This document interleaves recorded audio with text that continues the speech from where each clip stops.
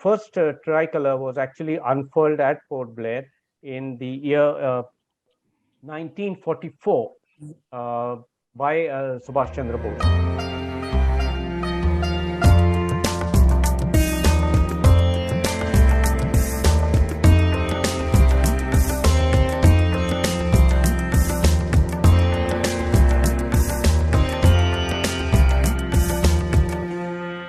Hello and welcome to Nation Talks. It's a Metamorphs initiative and I'm Preeti Prakash. To tell you a little bit about Metamorphs, Metamorphs is a non-profit organization conceived and fostered by 10 veterans committed to nation building, restoring social values in society, nurturing lost glory of veterans, and thus contributing positively in whichever ways they can. Do visit www.metamorphs.org for more about it. And I just want to add two words which I normally add to Metamorphs, and they are: we are non-profit, but also we are non-political, non-religious, voluntary initiative. So that is what Metamorphs is all about. Today we'll talk about the not so much delved territory of Andaman and Nicobar, a place that is of tremendous strategic importance in the changing global order, particularly when the Indian Ocean is the region that, as very rightly said by Admiral Mahan, whoever controls Indian Ocean dominates Asia. This ocean is the key to seven seas in the 21st century. He goes on to say the destiny of the world would be decided in these waters. This time I'm back with a distinguished panel of retired observer officers of the Indian Army and the Navy who served in the Union Territory of Andaman and Nicobar Islands.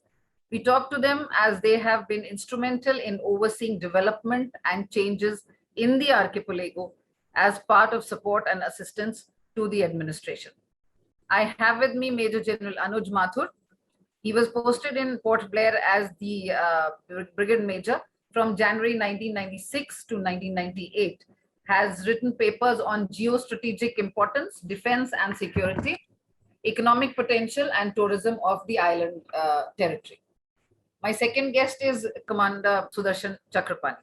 With 25 years in the Indian Navy, he has commissioned two submarines, INS Sindhuveer and Sindhu Vijay, in the then Soviet Union, and commanded a missile corvette. He has held important staff appointments in Port Blair, Andaman in the islands, Mumbai and New Delhi. He has expertise in strategic affairs and geopolitics. My third guest is Colonel Rama Thavle. The highlight of his tenure at Andaman and Nicobar are the post-tsunami relief and disaster management. During his posting as Chief Administrator at Headquarter Andaman and Nicobar Islands, he was the command focal point of the relief operations. He also coordinated the Milan naval exercise of 11 littoral countries as a show of post-tsunami resurgence. Welcome to my show, gentlemen. Jai Hind, Jai Hind. Thank you. So my first question to Colonel Dr. Rama Thavle, the islands which were at some point of time, maybe today also they're called Kala Pani because of the Britishers. What more is there to know about them?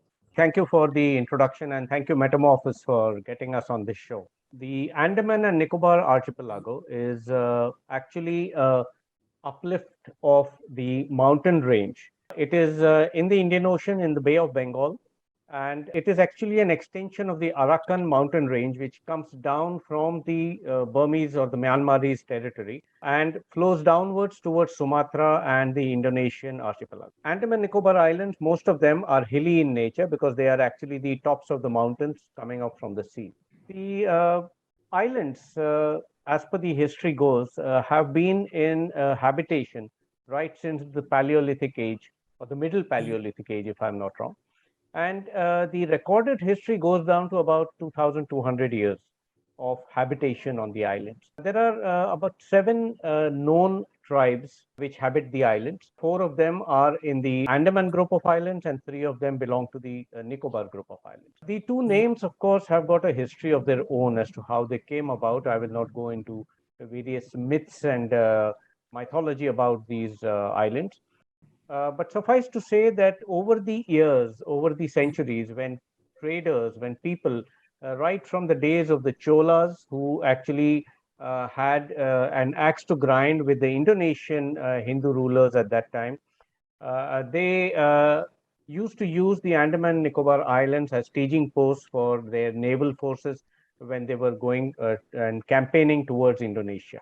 After that, when the Britishers or the coloniers came in, I would say, it was the Danish people from Denmark who were the first people who came in sometime around 1750s. And these people brought with them a different culture, different kind of civilizational institutions there. Of course, they used the various bays and ports of the islands for trading purposes, for holding purposes for some time. It was only much later in the 1800s that the Britishers decided to form colonies in that place. And that is how the penal colony, which came up in the 1858, gave the name to the islands of Kalapani or the penal colony. And that is when the famous cellular jail, which is there at Port Blair, came up. The name Port Blair actually has come from Lieutenant Blair, who was a British naval captain whose ship had initially floundered there, but then he came back to establish the base there. And that is how the name came to be Port Blair.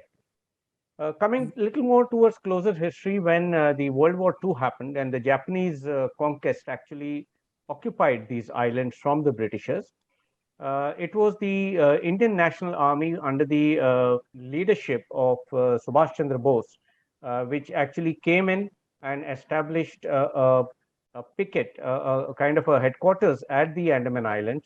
And that became the first independent Indian occupation of land. The first tricolor was actually unfurled at Port Blair in the year 1944 by Subhash Chandra Bose. The occupation lasted for just about a year and a half. When the Britishers managed to push back the Japanese and recapture the island or retake the island from the Japanese people. Of course, in 1947 on independence, the Britishers decided to give these islands back to the Indians as part and parcel of India as a country. And that is how the islands have come to us. The islands are rich in flora and fauna. The islands have mangroves and tropical rainforests with rich wood timber capabilities there. A lot of fishing areas. Suffices to say, the potential of the beaches, the potential of the jungles, the potential of the land of these islands is huge. And I'm sure we would be talking more of that as we go ahead. Why this thing was never developed as a military base by the British? There is a very, very specific reason, and I think it is important to know for people to know it. Initially, the British wanted to go make it a military base, and they sent an engineers major. The first person who went to the island was engineers major, who was wanting to, who was tasked to establish a military base there. They did not pursue it, and then what Varame said has happened. Why? Because at that point in time, Indian Ocean had become a virtual British lake. So they did not require the geostrategic potential of these islands to be utilized in any military manner. That was probably the reason why it was not developed in the manner it should have been. Yeah. Coming to Commander Chakrapani, if we were to take the naval perspective in mind, why are these islands so important to India, particularly in the context of Indo-Pacific? Now the Indian Ocean is quite a very strategically important place, and also the looming hegemonistic Chinese aspirations. First and foremost, thank you very much, Preeti. Thank you very much, Madam Off, for having me on the show. It is indeed a pleasure and a privilege to be here. Now, coming down to the Andaman Nicobar Islands, don't forget it was the Chinese and the Chinese thinkers who call it the metal chain, primarily because it can choke the Chinese as far as their shipping is concerned. So if you pull the chain, the curvature which is there will ensure nothing can pass through. So that's why they were called the metal chain. Now let's get down to this thing. If you look at the map of the Andaman Nicobar Islands, you will find that the Andaman Nicobar Islands extend virtually across the Indian Ocean region, which is of great interest. Don't forget, almost 100,000 ships pass through the Malacca Straits on an annual basis. 40% of the world's oil gets transported from here. Over 90% of Chinese trade goes through the Malacca Straits. And who controls the Malacca Straits? Anyone who is sitting in an island called the Campbell Bay or the Great Nicobar Island. That is just 60 kilometers off the Malacca Straits, the entrance to the 6-degree channel. China is looking to build a canal across the Kra Isthmus of Thailand. And if that comes up, it will be like the Suez Canal or the other canals that are there, and will reduce the time taken for China to move from the Gulf of the South China Sea into the Andaman Sea, and thereon through the 10-degree channel. Who's sitting on top of this place? The Andaman Nicobar Islands with Port Blair. If you have to move any shipping from Myanmar or Bangladesh towards Sumatra or Malaysia, you have to cross the Andaman Sea, and again you're back to the Andaman Nicobar Islands. Therefore, the importance of the Andaman Nicobar Islands. The Andaman Sea is home to approximately 12 lakh tons of fish. 10 lakh tons of fish in these waters die of old age on an annual basis. Therefore, this is a very rich fishing ground. The economy is an important part. The fishing is where China uses its fishing fleet to become a part of the monitoring system by which it ensures that it can keep a watch on what is happening around. Chinese survey ships have also been found in this area. Okay, so that's one major part of when you look at the Andaman Nicobar Islands and the way they control all shipping out here. They will be able to stop shipping or make it very difficult to do so. Now, Anuj was very right when he said Port Blair was never a part of the strategy of the Britishers, because the entire region was theirs. They didn't have to really worry about. They were sitting in Singapore on one side and Colombo on the other. Yeah. Therefore, it didn't matter. But today, each of them are independent countries. Therefore comes the importance of the Andaman Nicobar Islands. Here we have 3 unsinkable aircraft carriers. There are a number of airfields that have come up in this region, and we have the airfield right on top, which is at Shibpur. We have an airfield in Port Blair. We have one in Car Nicobar, and one coming up, which is already there at Campbell Bay, but it's going to get bigger. All of these airfields can today land a Poseidon aircraft out here. And Port Blair, the airfield at Carnac, at Campbell Bay, are capable of also launching jets of the kind of a Mirage 2000 or a Su-30 MKI.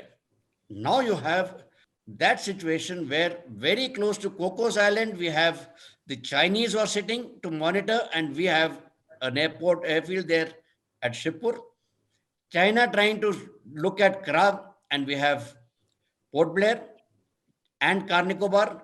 China looking at this 6-degree channel, and we have INS Bars or the Campbell Bay airfield, very close to the 6-degree channel. Therefore, you can imagine an unsinkable aircraft carrier in this place is a great idea. If Andaman Nicobar were the staging ports for the Cholas, they are the staging ports for India today. Whether it was aid to natural disasters or a likelihood of the Andaman, especially the Great Nicobar Island, playing the role of the headquarters for Quad at some moment in time, but we'll come to that in a moment. Yeah. For my viewers, if you have any views about what Colonel Ram Athawale and Commander Chakrapani and even General Major Anuj, to whom we'll go later, you have any feedback to give, or you have your suggestions to make, do comment in our comment section on the website, and we'll get back to you. And now getting back to Major General Anuj, how will you see the strategic and economic aspect of and potentials of the island? The importance of this region, as A.T. Mahan's quote you have already said, comes because it is Indian Ocean region.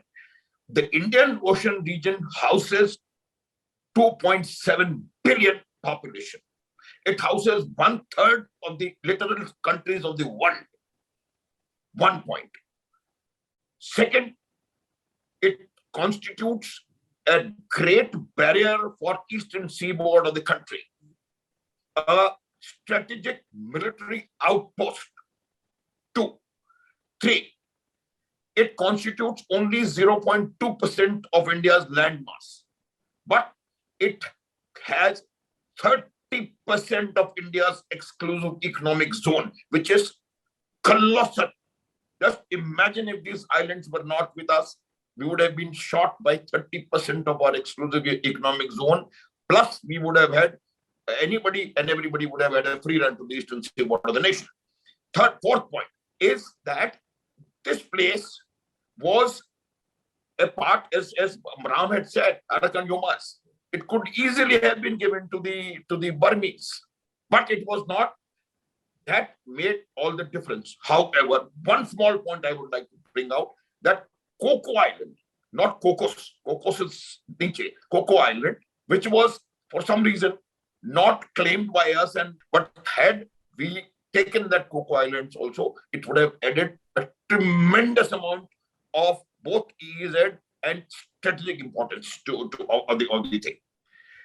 Second point is, it is second in the thing, this was a set of points. And now, second issue that we said, it is a strategic military outpost where, as Chakrapani was trying to say, 3 unsinkable aircraft carriers. I would say it is 4 unsinkable aircraft carriers from north to south, including the Car Nicobar. That's the main base. Second point, you have a tri-services kind of presence there, which has now been formally placed under a tri-services command. Imagine thinking the importance, geostrategic importance of that area. Importance was always there, but in the yesteryears, we failed to leverage that importance. Economics, he has covered a lot, but I would just say that EEZ gives us tremendous amount of scope. It has gas, it has the energy sources, it has potential for seabed, mining, and the works. Fourth important issue which comes directly, it straight away from the economic point of view, is the tourism potential. Unbelievable tourism potential these islands provide you, provided you develop them and do something. One reason which comes to my mind, why earlier we did not think in terms of converting this into a strategic outpost, because the India was perceived as a benign and a benevolent power.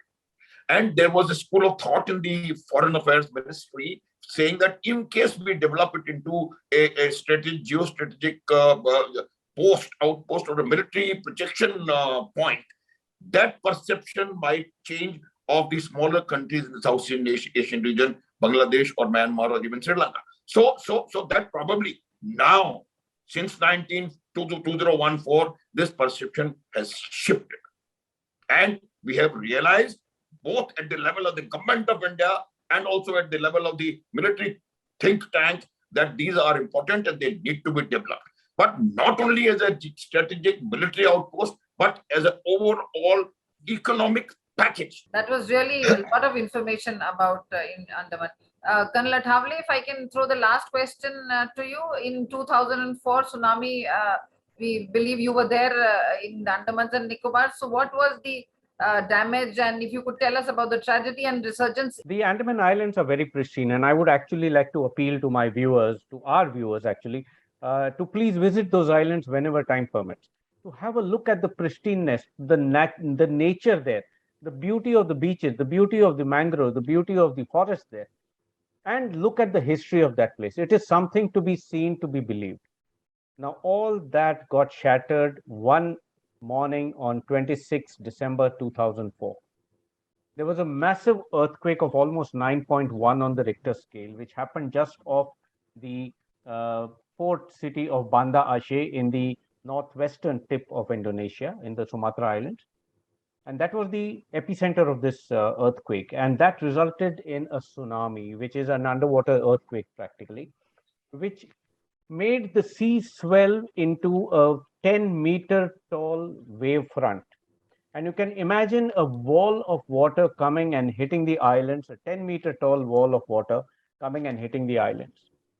And that happened from the south, eastern side of the Andaman Nicobar Islands, and therefore the Nicobar group of islands were the most hit by this tsunami which happened. Massive destruction. The 3 or 4 layered belt of coconut trees along the coast were just felled like matchsticks. There were a huge amount of damage. Many people went missing. The Air Force colony, the Air Force station at Car Nicobar actually suffered the maximum damage because that island is totally flat. And the waves came from one end and actually literally washed the island on the other side. There was, boats and yachts which were actually lifted from the water and thrown onto the jetties. There was a lot of resurgence efforts that Yes. were taken in by the forces. Yes, actually, it is the Tri-Service Command. The synergy between the Army and the Navy and the Air Force. These components which are there on the islands, they literally rose to the occasion, and they actually ensured that the islands fight this calamity to the best possible time and get back again into normal mode, working mode. And hats off to every individual of the Tri-Service Command and the Andaman Nicobar administration, which worked in cohesion with the command people. And we got the islands back to normalcy in almost about 8-9 months of time. That was something superb. There were jetties which were built practically overnight by the military engineering people. There were boats which were repaired. There were packages and materials which were flown by aircraft and taken by ferries from island to help people and to re-establish normalcy in these islands. Huge amount of people were missing. Buildings had got damaged. A lot of property was gone. In fact, there is the whole of Great Nicobar Islands has a huge colony of ex-servicemen which have been there for almost about 30 years or so. Now, they were all in a very shattered kind of a condition because the Great Nicobar also suffered maximum. And the ecology which suffered, which actually we can't do much about because that is something which has happened in the nature. The island, complete belt of islands actually tilted down from the south end and rose up from the north end. So islands like the Kachal Island or even the southernmost tip of the Great Nicobar, which is called the Indira Point, went into the sea. And there was a lighthouse which was there at Indira Point, which went half sunk inside the sea. So that is what the kind of damage which has taken place. It has the corals and the sea life suffered the maximum. It will take many, many decades for the same kind of corals and sea life to develop there.